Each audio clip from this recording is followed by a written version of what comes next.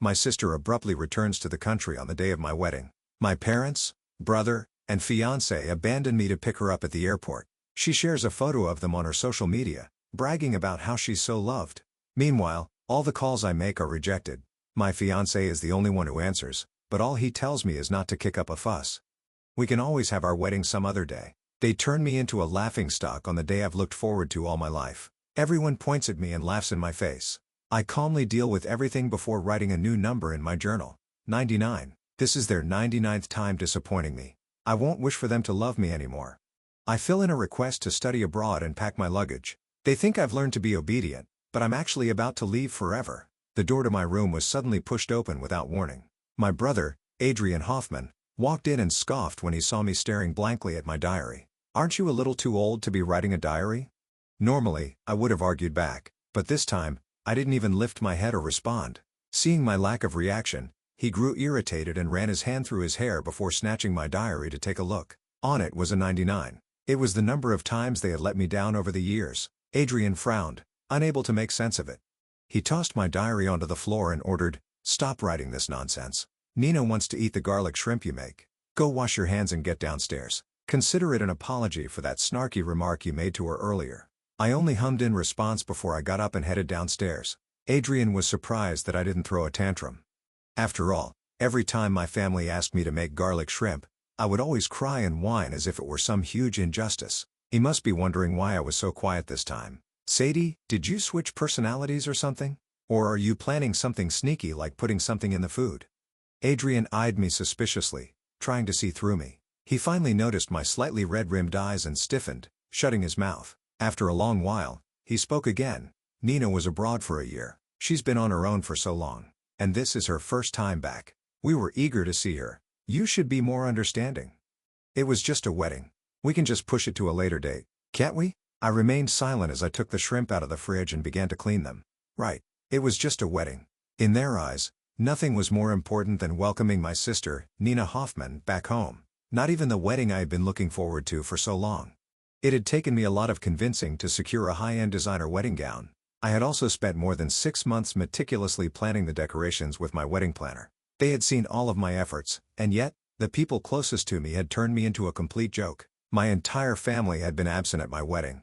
And even the groom, Brendan Keller, had never shown up. While Nina was flaunting on social media about how many people had come to welcome her home, I had faced the guests' ridicule and dealt with the aftermath alone.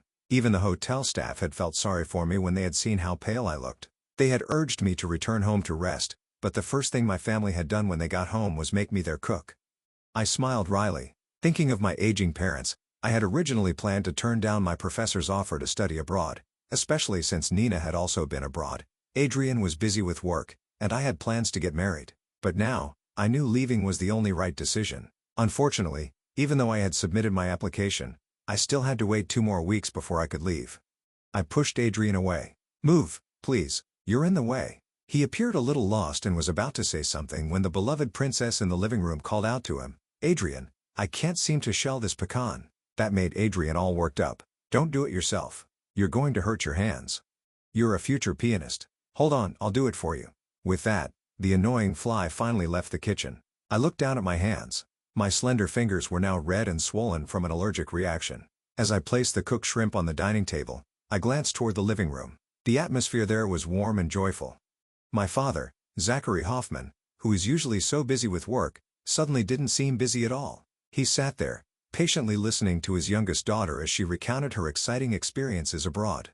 My mother, Nancy Patton, held Nina in her arms, her eyes filled with affection, as she fussed over how much weight the latter had lost and how hard it must have been for her abroad. Adrian sat beside them, fully focused on shelling pecans for Nina. I didn't say a word. I just watched the heartwarming scene quietly. The living room and dining area felt like 2 separate worlds. One was filled with warmth and laughter, and the other with emptiness. "Sadie, why are you standing over there instead of joining us? Is it because you're still mad at me for ruining your wedding?" Nina suddenly said pitifully. It was only then that the people in the living room noticed me. Dad frowned instinctively. "Why that long face? Get over here." Mom looked annoyed as well. "Your wedding was ruined because you picked a bad date. This has nothing to do with Nina. Don't you dare get mad at her or I'll no longer be your mom." Nina pouted and clung to Mom. "Mom, don't say that. You'll make Sadie sad." Though she sounded like she was defending me, the triumphant look in her eyes was undeniable. Nina was far from innocent. I had already told her when my wedding would be a week before. She had seen my message and even told me she had a surprise prepared for me. What a surprise indeed. This was a game she had been playing since we were kids. Every time, my parents and Adrian never chose me. Not even my fiancé, who was supposed to spend his life with me, ever chose me. I should have been heartbroken, but I must have gotten used to it because I felt nothing when I heard those words now. I'm not mad. My words made everyone turn to me in surprise. They must have thought it was impossible. I took in their expressions, feeling the irony. See? Even they knew what they had done was enough to make someone angry. But they had done it anyway. They even had the nerve to blame me for how I was feeling. Mom, Dad, and Adrian seemed to sense something was off with how calm I was. After a brief silence, Dad finally said, "It's good to know you're not mad. We're family. We shouldn't hold grudges over things like this, Mem." "I know." I nodded obediently. Seeing that I really didn't seem to mind, they relaxed and led Nina to the dining area.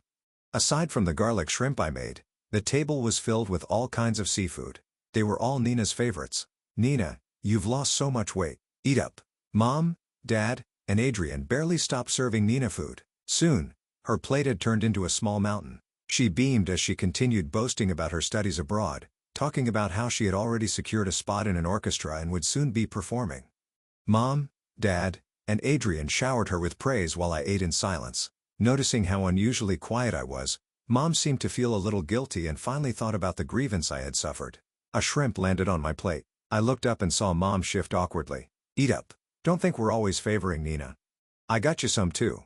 I stared at the shrimp for a long time before putting down my utensils. "It's all right.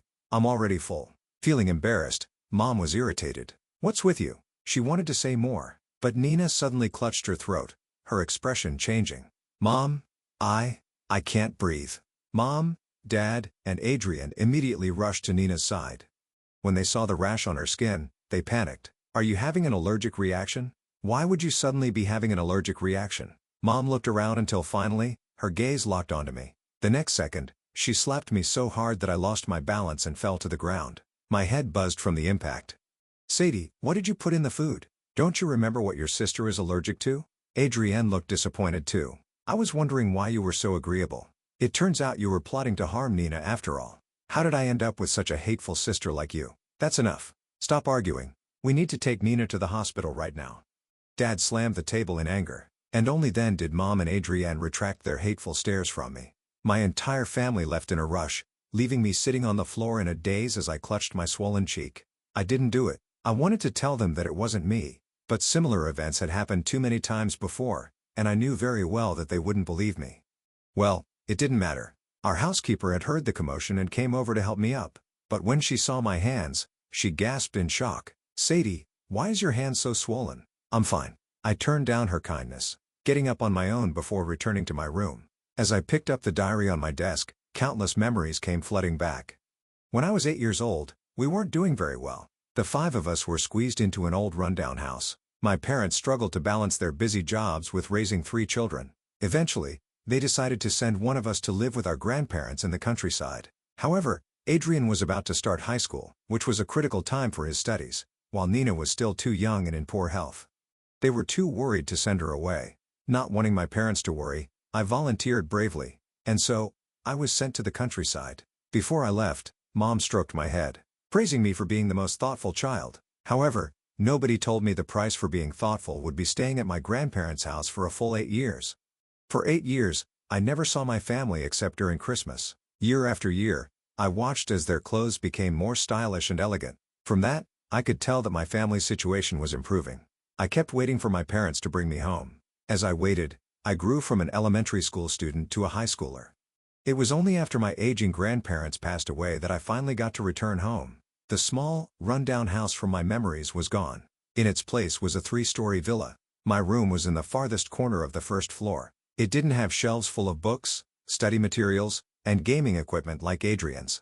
It also didn't have the cute, dreamy decorations like Nina's. My room was just like my place in this family, unimportant and always unnoticed. I packed my few belongings into my suitcase. I had originally requested time off school for my wedding, but that wasn't needed now. I was just about to call my professor to let him know I was returning to the lab tomorrow when my phone suddenly rang.